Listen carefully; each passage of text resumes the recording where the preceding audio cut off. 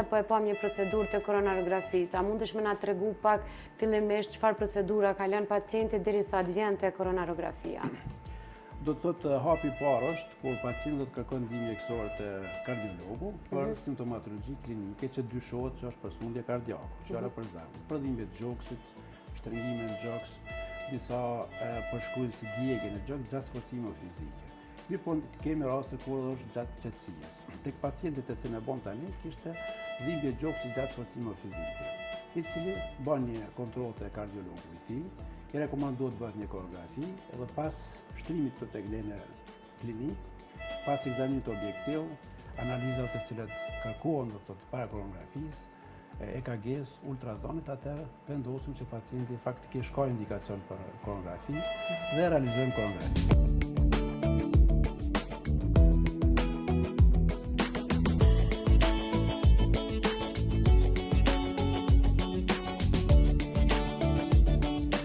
Çfarë rezultate marrin prej koronarografisë?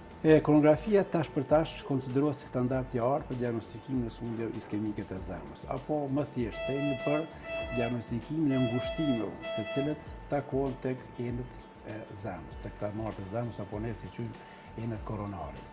Te pacientin e fjalës do të thotë një ngushtim signifikant, do të thotë diku 90-95% në rënjen e arterës kryesore të zemrës, apo ne që quajmë ostiumin e vajdinë, do të thotë arterës descendente anteriore, arterë e cila është, mund të themi, vaskularizon apo ushqen një pjesë shumë të rëndësishme të muskullit të zemrës, të mbyllja e saj, në disa raste mund të jetë edhe fatale për pacientin. Pas realizimit të koronografisë, pas vërtetimit të ngushtimit signifikant në arterën kryesore të zemrës, atë do të ne si ekip vendosim që duhet të vazhdojmë me metoda intervencionale apo me zgjerim dhe vendosit e anestetit. Kuptohet me përqimin e pacientit. Çdo gjë bëhet kur pacienti do thotë pajtohet edhe ky.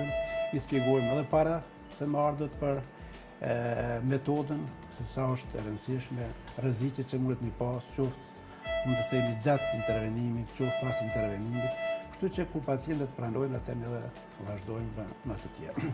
Për fat mirë, do thotë, siç e patë edhe jo, pas realizimit të koronografisë do të depërtuar me arterien ulorofysuse, ne që quajmë guidewire, bëm zgjerimin e ngushtimit sepse duhet të bëhet para përgatitje para se të vendosë stentimi dhe masandej do të vendosim një stent.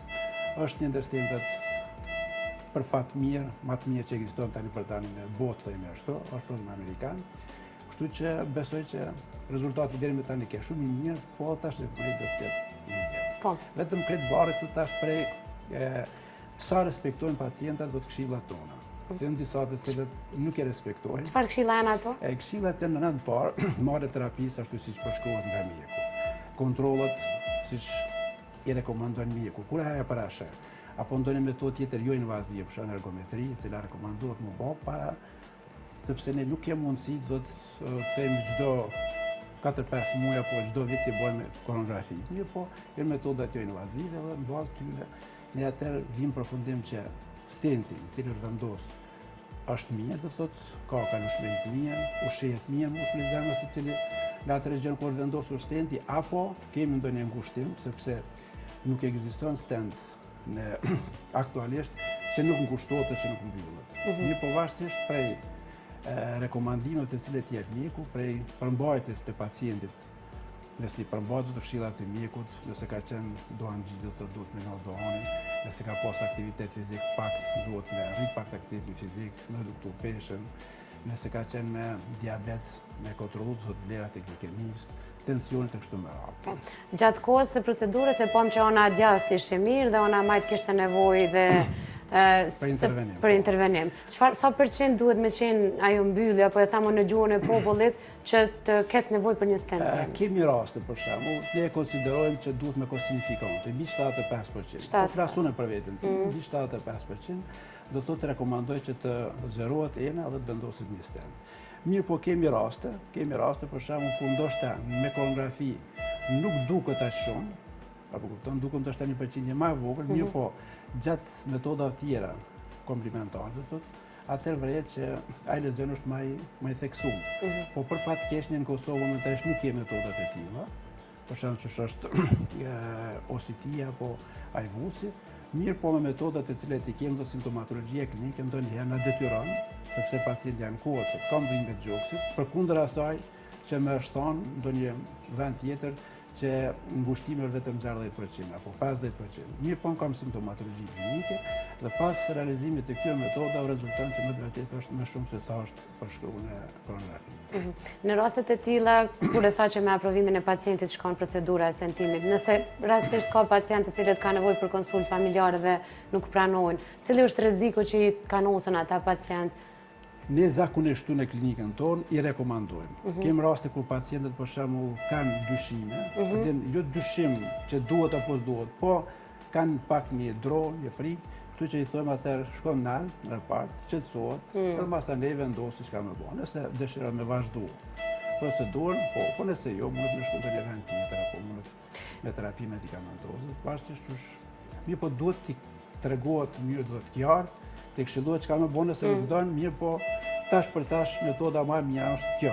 Po. Ndoshta më vonë do të jetë ndonjë metodë tjetër, po tani për tani është stentimi. Kretë këto procedura që i përmende bëhen në spitalin Rezonanca 2. Për fat mirë do thotë bëhen, edhe bëhen me një çmim themi nuk e di a mund të themi, po. E bëhen me një çmim jashtëzakonisht lirë.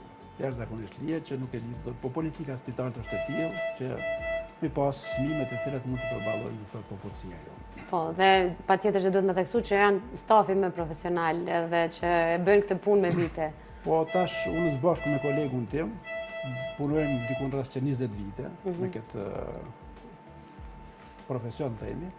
Kështu që për fat mirë këtu rastet e cilat kemi me pas deri në tani që do të jenë dikun rreth 300, nuk kemi pas ndonjë komplikim themi me fatalitet.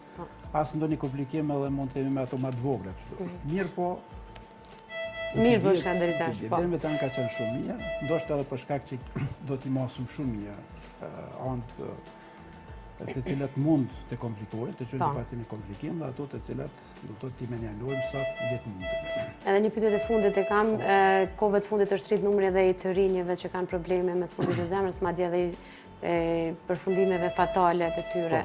Cila është këshilla që ju kishte dhënë krejt atyre që po na shikojnë? Po pacienti me rit të cilën unë e kam trajtuar në Qendrën Klinike Universitare të Kosovës ka qenë 22 vjet.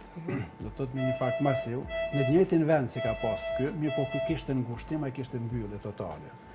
Do të thotë është vërtetuar shkaku, secili ka qenë shkaku, do të thotë i marrës ditë infarkti miokardit.